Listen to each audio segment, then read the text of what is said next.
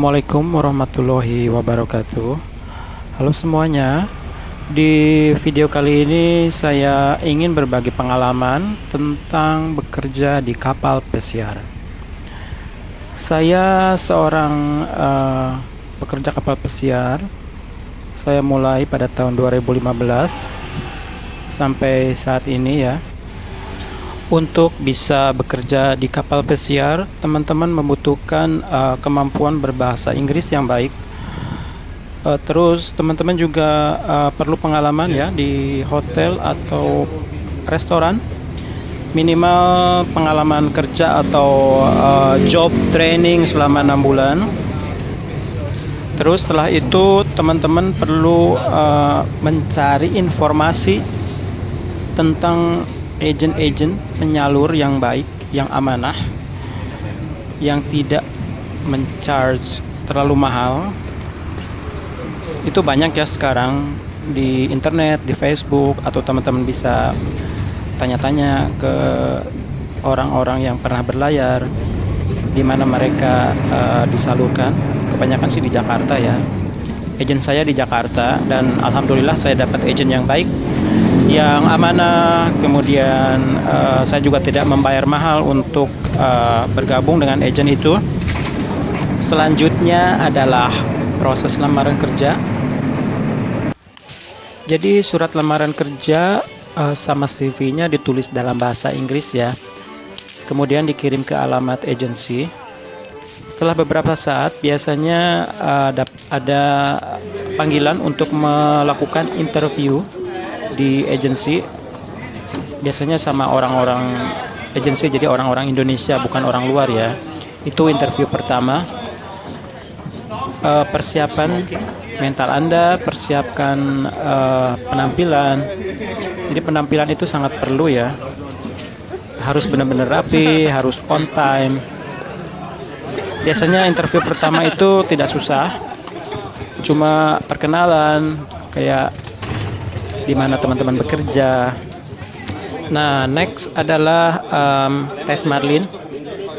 Jadi setelah dinyatakan lolos tes pertama, terus berkas-berkasnya ternyata udah oke, dilanjutkan dengan tes Marlin. Tes Marlin itu tes bahasa Inggris ya.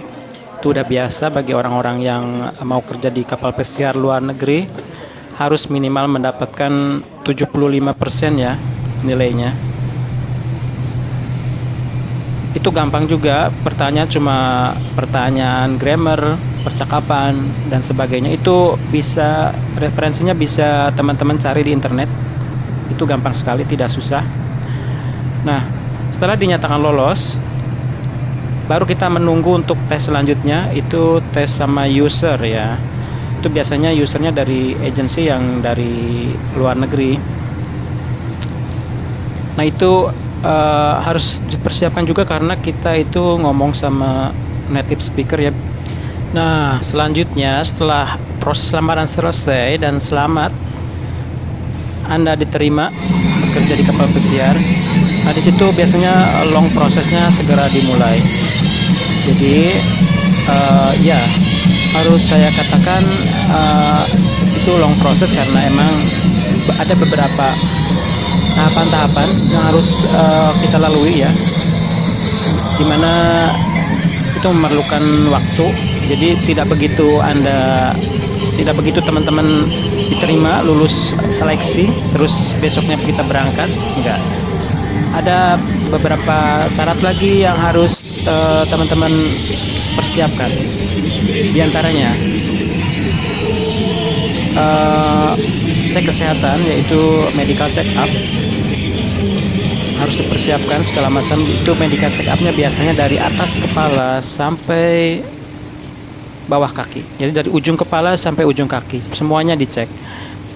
Biayanya sekitar 2.500.000. Nah, next apa yang harus kita lakukan? Mempersiapkan dokumen-dokumen kemaritiman, diantaranya adalah basic safety training, kemudian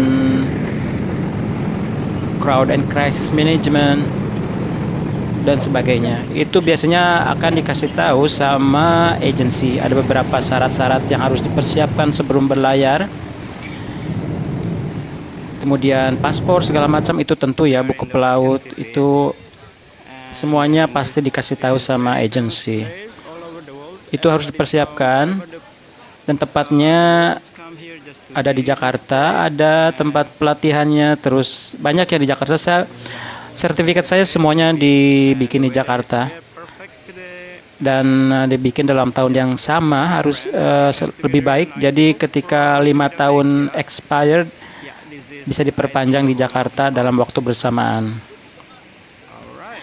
Nah, selanjutnya kita persingkat aja ya. Setelah semuanya beres, dokumen udah beres, paspor, kemudian cek kesehatannya udah lulus semua, gigi semuanya, darah semuanya udah oke, udah ready to go.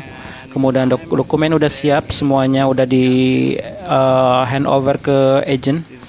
Jadi kita tinggal duduk manis nunggu di rumah, persiapkan mental, makan yang banyak ya, karena di kapal itu makanannya sangat enak, dalam tanda kutip ya. Jadi harus persiapkan makan di rumah yang banyak ya, karena nanti selama 8 bulan di kapal itu teman-teman pasti akan rindu dengan makanan di rumah.